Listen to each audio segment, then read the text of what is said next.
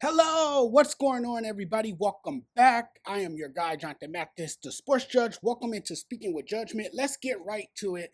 The Clemson Tigers, wait till next season. Dabo Swinney's Clemson obviously looking like they were having a chance to compete entering the 2025 season, ranked number 4 in the nation. Ended up not being the case for them. Everything that could go wrong for Clemson has gone wrong. Clemson football has become unwatchable, and it is a broken football program. First off, you have Dabo Swinney, head coach. Obviously, he has been outspoken about the transfer portal, and his reluctance to use it is what's wrong with Clemson. And so, with that said, because of that, Clemson looks completely unchanged while far less talented. They're just unremarkable and trending down. The downward spiral has been glaringly obvious to anybody who is honest with themselves. And as much as I like Dabo uh, for the man that he is, I have to be honest and say he has ruined Clemson so deeply, it's insane. Remember that tirade he threw about a week ago? It was like the third rant we've heard from him over the last few years. I mean, I really enjoyed it. I mean, it's entertaining. Certainly not a good look for him, but it was entertaining to me. It's so bad that he can't help himself as he goes completely off the rails.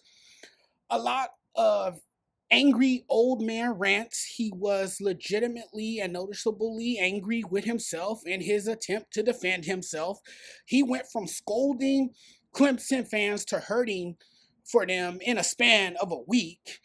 Interesting how quickly that changed in such little amount of time.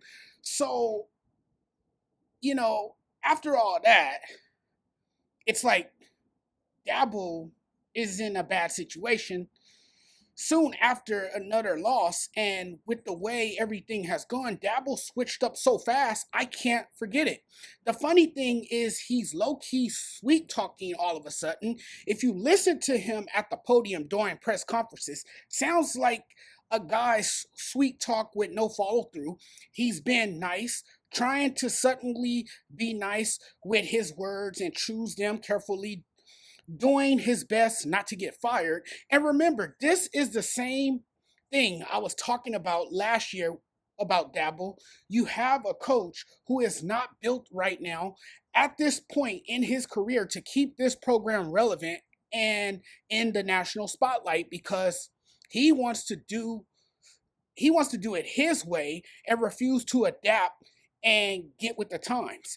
If the game changes, which it has, the landscape of college football, then you have to adapt. What's that one quote from Warren Buffett? The world is not going to adapt to you. You are going to have to adapt to the world, something like that. It's clear the game has changed and that Dabo has not accepted change and has not adjusted to the new landscapes. You have to be able to change your ways, and Dabo seems resistant to that change. The game has changed, and you need to change with it, or you will fall behind and struggle. His stubbornness is actually hilarious, and it will be the reason he gets sacked. His arrogance has caught up to him. Clemson was once a premier program in college football. Long term, he can fix those things if he didn't get in his own way. I'm thinking to myself, my God, everything that's happening to Clemson is exactly the things that happens to a coach who is under fire for what's going on with the program. And I'm saying to myself, well, if he hasn't fixed it by now, then what makes you believe he's going to piece it all back together anytime soon? At the end of the day, the Dabo Swinney era is coming to an end.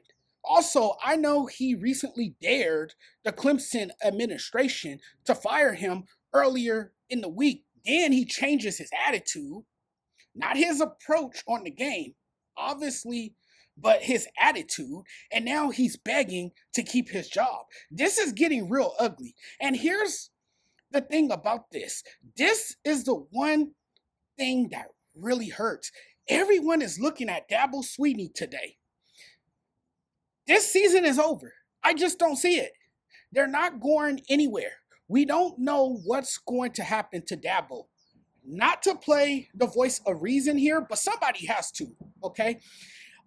I write this team off. Realistically, I'm betting against them making the college football playoff. Clemson has never looked this bad under Dabo.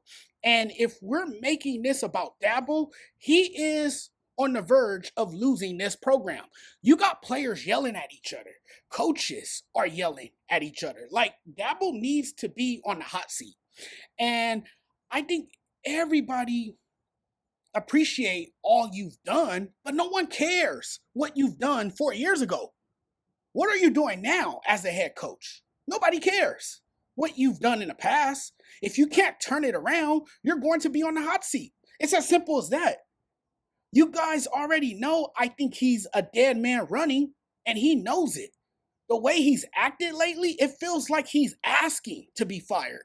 I think he's a great guy, was also a great coach at one time, but also just because of how things are looking now, just because of all the things that go into this that could make this situation really sticky, especially if Clemson continues to go down this path.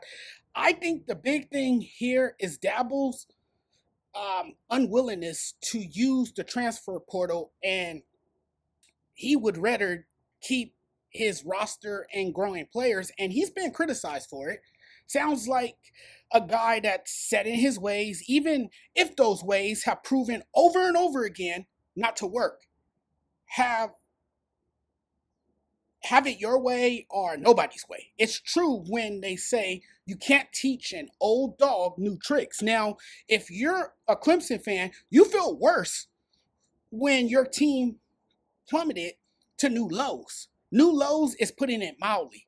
I would say they hit rock bottom. I think you have to be annoyed with Dabo. Nobody wants to hear about what you've done in the past. Nobody cares anymore. Everyone knows what he's accomplished. We know you won 2 national championships.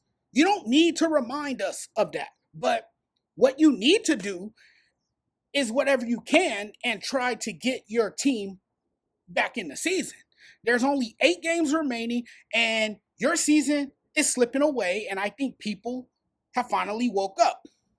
And yes, there are a lot of gaping problems, endless problems to solve.